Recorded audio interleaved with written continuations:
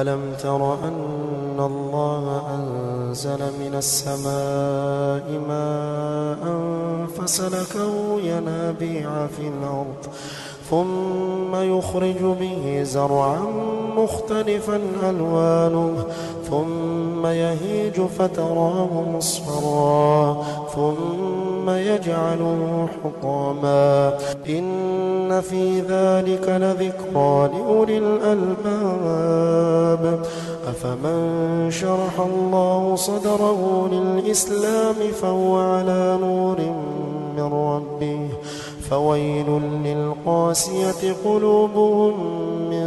ذكر الله فويل للقاسية قلوبهم من ذكر الله أولئك في ضلال مبين. الله نزل أحسن الحديث كتابا متشابها مثانية تقشعر منه جلود الذين يخشون ربهم ثم تلين جلودهم وقلوبهم إلى ذكر الله ذلك هدى الله يهدي به من يشاء ومن يضلل الله فما له من هاد أفمن يتقي بوجهه سوء العذاب يوم القيامة يتقي بوجهه سوء العذاب يوم القيامة وقيل للظالمين ذوقوا ما كنتم تكسبون كذب الذين من قبلهم فاتاهم العذاب من حيث لا يشعرون فأذاقهم الله الخزي في الحياة الدنيا ولعذاب الآخرة أكبر لو كانوا يعلمون ولقد ضربنا للناس في هذا القرآن من كل مثل لعلهم يتذكرون قرآنا عربيا غير ذي عوج لعلهم يتقون ضرب الله مثلا رجلا فيه شركاء متشاكسون ورجلا سلما لرجل هل يستويان مثلا الحمد لله بل أكثرهم لا يعلمون إنك ميت وإنهم ميتون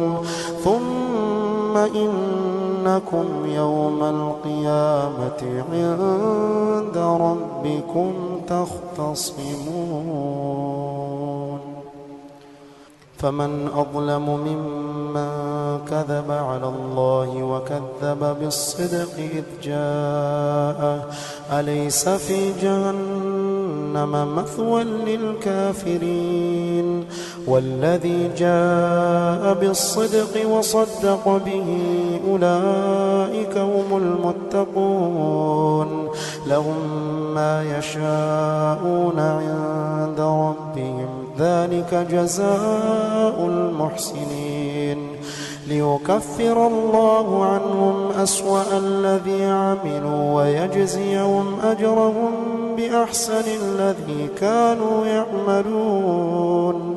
أليس الله بكاف عبده ويخوفونك بالذين من دونه ومن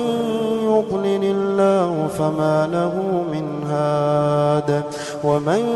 يهد الله فما له من مضل أليس الله بعزيز ذي انتقام ولئن سألتهم من خلق السماوات والأرض ليقولن الله قل أفرأيتم ما تدعون من دون الله إن أرادني الله بضر هل هن كاشفات ضره أو أرادني برحمة هل هن ممسكات رحمته قل حسبي الله عليه يتوكل المتوكلون قل يا قوم اعملوا على مكانتكم إني عامل فسوف تعلمون من يأتيه عذاب يخزيه ويحل عليه عذاب مقيم